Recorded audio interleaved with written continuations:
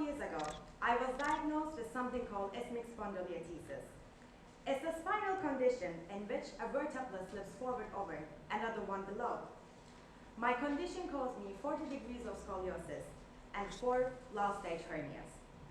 It's not a very common condition. Only around 4% of the population has it.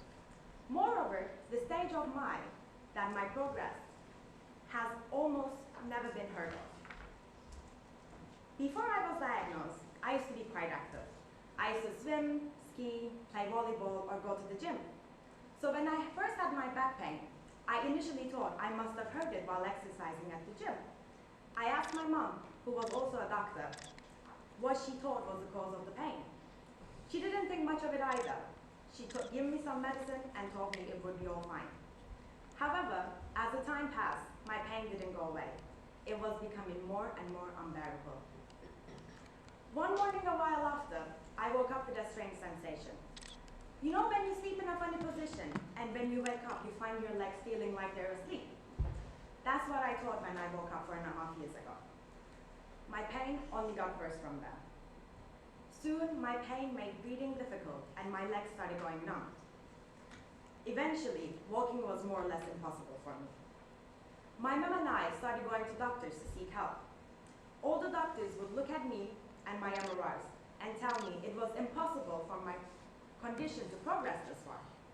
My pain tolerance is really high, so I only started to feel my pain when my legs started becoming paralyzed. Obviously, the doctors I went to visit, they were confused and told me many different things about my condition.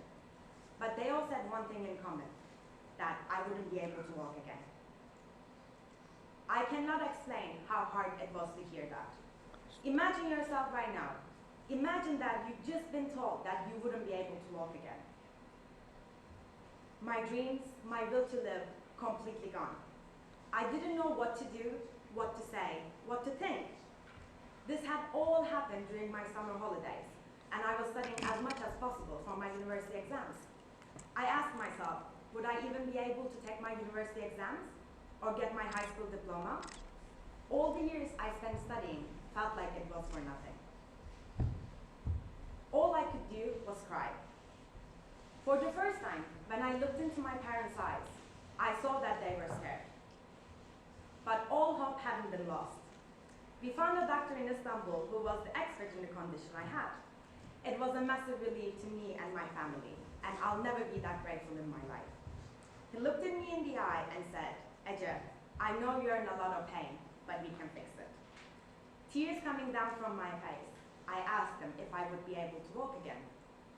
He looked at me in the eye and said, don't worry, I will make you walk again. Your life is not over yet. Within 4 hours, I was in the surgery room. Even though they gave me anesthetics outside the room, I still remember entering. The doctors and the nurses covered in green surgical aprons, preparing the surgery tools. The next thing I remember is waking up with the most unbearable pain I'd ever experienced before. A nurse was there when I woke up, and she asked me how much pain I was in from scale 1 to 10. I only said 9 because I wasn't dying just yet. They gave me more morphine, and I was sleeping again. They woke me up again to ask how much pain I was in. I was so scared that I was going to feel that pain forever.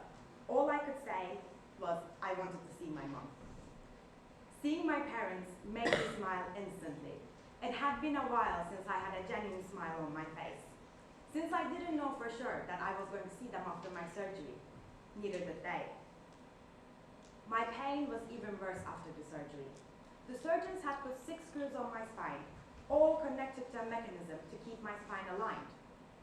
Every time I took a breath, I could feel my pain. I couldn't walk, I couldn't go to the toilet, I couldn't eat, I couldn't drink, I couldn't do anything on my own. I was like a newborn baby. Later, my doctor came to look for my scar and had to turn me over to the side. That was the first time I had to move after my surgery. And as I was moving, I actually thought, okay, this is how I'm gonna die. I am dying right now.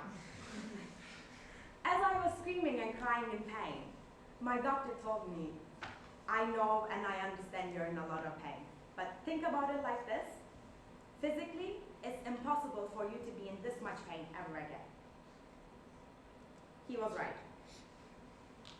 As the day passed after my surgery, so many days I couldn't even breathe because of my pain. But none of them were as bad as the first day after my surgery. Aside from the pain, I think one of the hardest parts of my surgery was trying to walk again.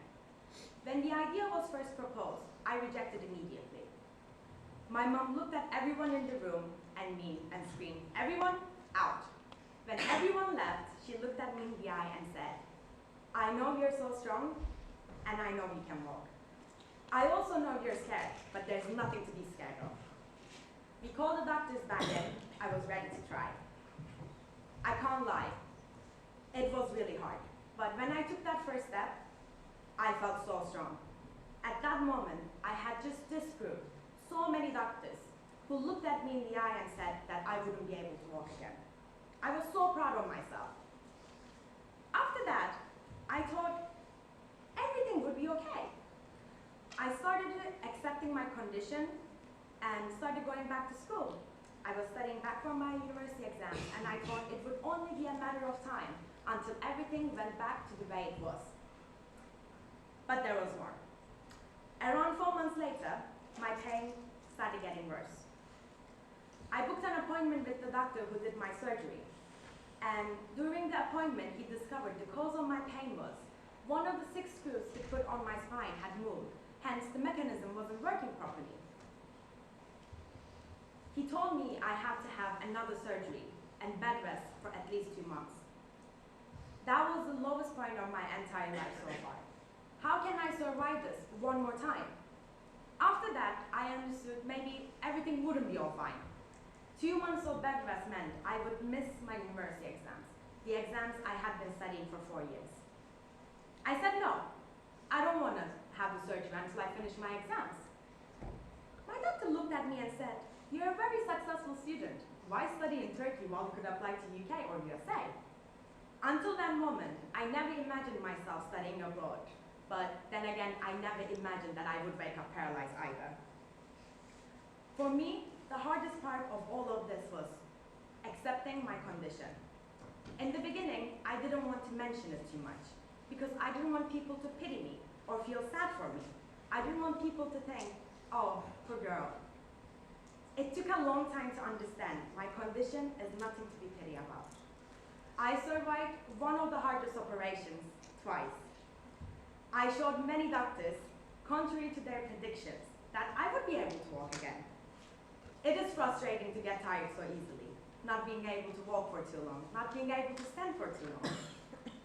I'm not here to say I'm in perfect health right now and I don't have any pain.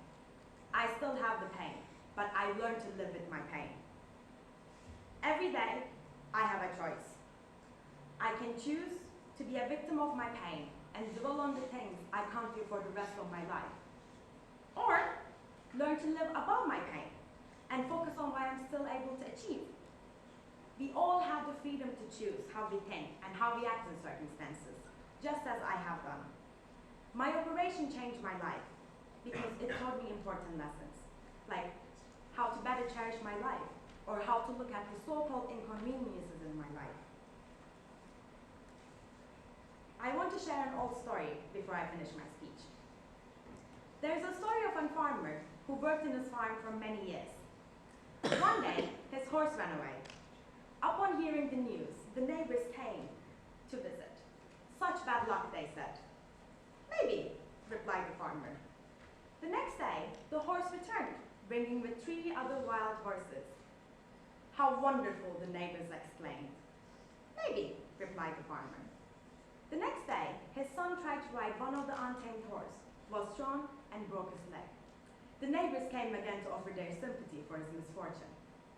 "Maybe," replied the farmer. The next day, military officials came to the village to draft young men into the army.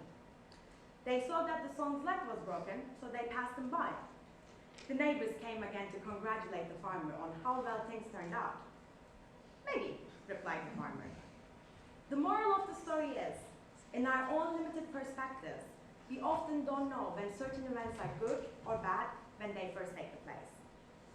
For many, my surgery was a misfortune. But I don't look at it that way. I'm even glad it happened. I proved to myself and so many other people how strong I was. I learned important lessons like how to be grateful for the things I have in my life rather than being sad for the things I don't have or can't do. Most importantly, I learned to take control over how I respond to things and how to better look at the so-called inconveniences in my life. Life will inevitably put obstacles in our way. We can either get stuck in them or get through them. For me, even though I can walk and I'm a lot healthier I was than before my surgery, I know something still can happen and I know I need to live with it. I want to share a quote from John Kabat-Zinn that helped me a lot. You can't stop the waves, but you can learn how to surf. We might not be able to understand the circumstances, but we can all learn to live with it.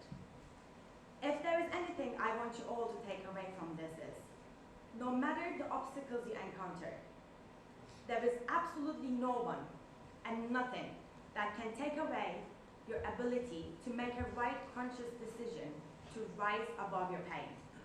Now, it's your turn to go out, exercise your ability, and make an impact.